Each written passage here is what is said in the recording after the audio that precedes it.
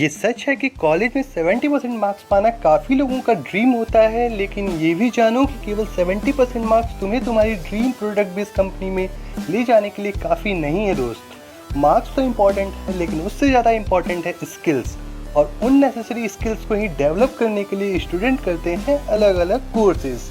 तो आज की इस वीडियो में मैं आपसे बात करूंगा कुछ कोर्सेज के बारे में, डिफरेंट कोर्सेज जिनके थ्रू इलेक्ट्रिकल या इलेक्ट्रॉनिक्स ब्रांच के स्टूडेंट्स अपनी ड्रीम प्रोडक्ट बेस्ड कंपनी में जा सकते हैं। दो बातें बताऊंगा इस वीडियो में, पहला कोर्स के बारे में और दूसरा जो कि सबसे ज़्यादा इम्पॉर्टेंट है वो ये कि किस बंदे को कौन सा कोर्स करना चाहिए।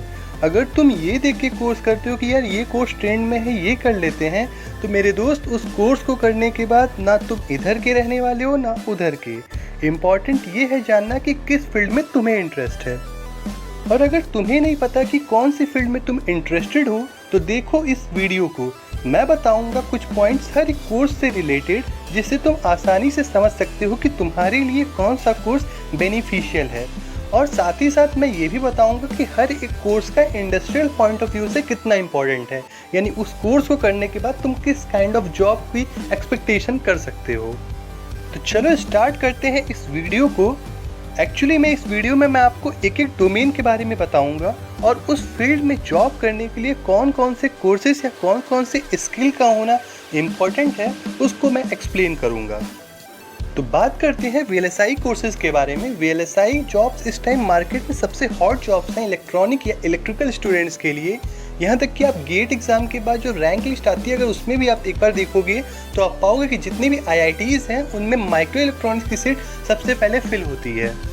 बात करें वीएलएसआई कोर्सेज की, तो ट्रेनिंग इंस्टीट्यूट इंडिया में जितने भी हैं जो वीएलएसआई कोर्सेज कराते हैं, वो एसिक डिज़ाइन में जितने भी प्रोसेस इन्वॉल्व होते हैं उन सारे टॉपिक्स को कवर करते हैं अपने कोर्स में, like analog design, layout design, digital design, physical design, design characterization और बहुत सारे अलग अलग।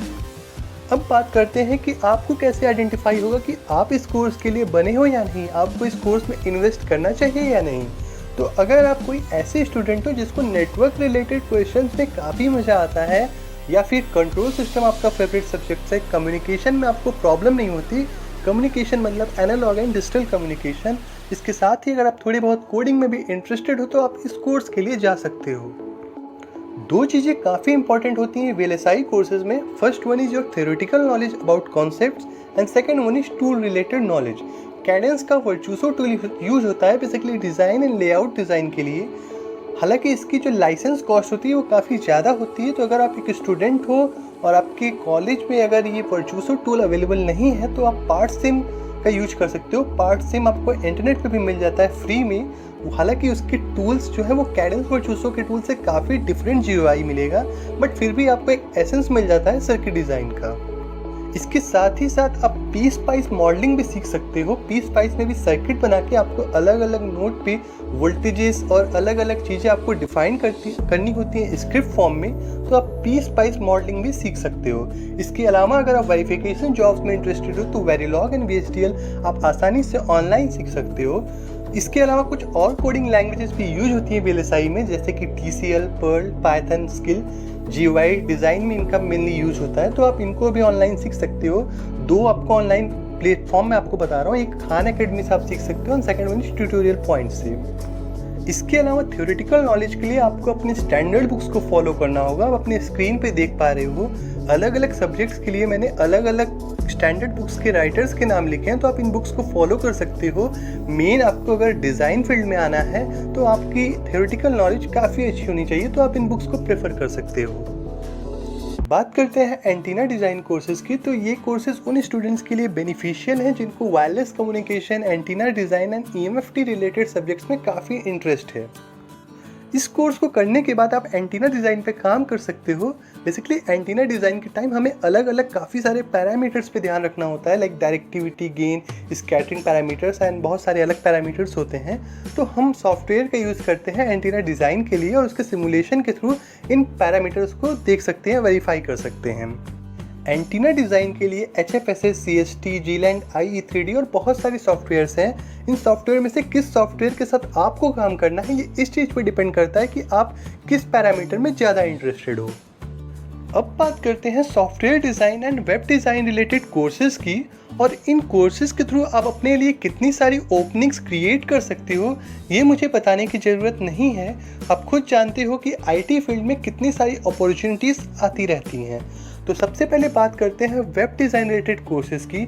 आप CSS, HTML, डिज़ाइंगो, बूटस्ट्रैप ये कोर्सेज़ सीख सकते हो। इसके थ्रू आप वेब डेवलपमेंट आसानी से कर सकते हो, और कोशिश ये करो कि इन कोर्सेज़ को आप जितने जल्दी सीख सकते हो उतना जल्दी सीख लो, क्योंकि इसके थ्रू आप अपने लिए एक जॉब अपॉर्चुनिटी तो क्रिएट करते ही हो, साथ ही साथ अगर आप अपने कॉलेज टाइम में कुछ पैसे अर्न करना चाहते हो तो फ्रीलांसिंग कर सकते हो, इंटर्नशिप्स कर सकते हो वेब डेवलपमेंट के फील्ड में।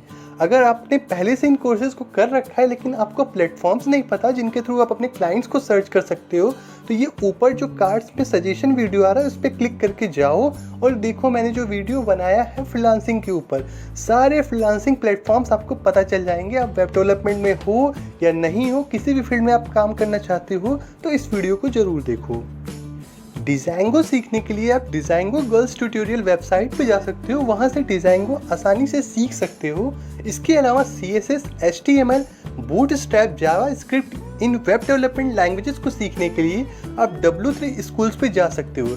ये दो वेबसाइट्स मैंने यूज की हुई हैं तो मैंने आपको स्पेसिफिकली बता दी। इसके अलावा भी इंटरनेट पे बहुत सारे रिसोर्सेज हैं जिनके थ्रू आप वेब डेवलपमेंट सीख सकते हो।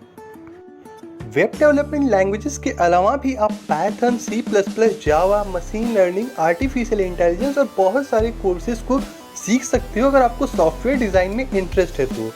ML के लिए यानी कि मशीन लर्निंग के लिए बेसिकली आप कोर्सेरा पे जाके एंड्रू नाग की वीडियो को देख सकते हो। वो मशीन लर्निंग के लिए सबसे बेस्ट वीडियो माना जाता है।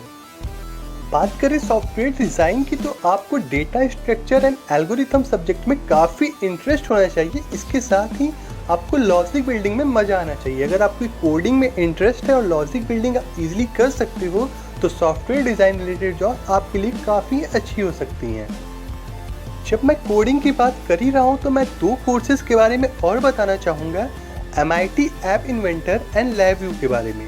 MIT app inventor and LabVIEW उन लोगों के लिए है जिनको लॉजिक बिल्डिंग में मज़ा आता है लेकिन कोडिंग रिलेटेड लैंग्वेजेस सीखने में काफ़ी दिक्कत महसूस होती है, तो आप MIT app inventor and LabVIEW को सीख सकते हो।